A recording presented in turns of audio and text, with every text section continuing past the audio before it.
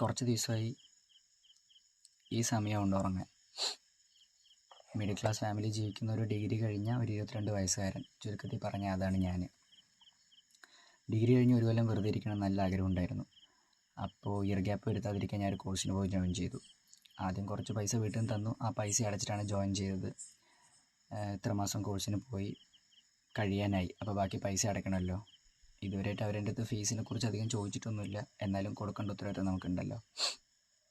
വീട്ടിൽ ചോദിച്ചാൽ ഇനി തരും, പക്ഷേ ഒരു 100 രൂപ പെട്രോൾ അടിക്കാൻ ചോദിക്കണമെങ്കിൽ പോലും 100 വട്ടം ആലോചിച്ചിട്ടേ ചെയ്യുള്ളൂ. ആ സമയം കോഴ്സിന് ബാക്കി ഇത്രയും ഫീസ് അടയ്ക്കണം എന്ന് പറഞ്ഞാൽ അവർ തരും, തരാതിരിക്കില്ല. പക്ഷേ കടം വാങ്ങിയിട്ട് തന്നെ ആയിരിക്കും തരിക.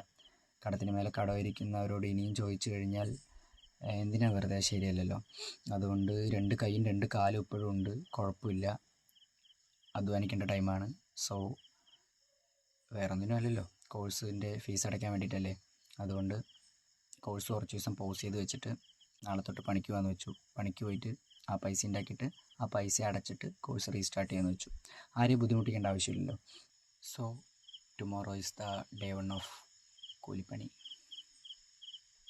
അപ്പം നാളെ കാണാം.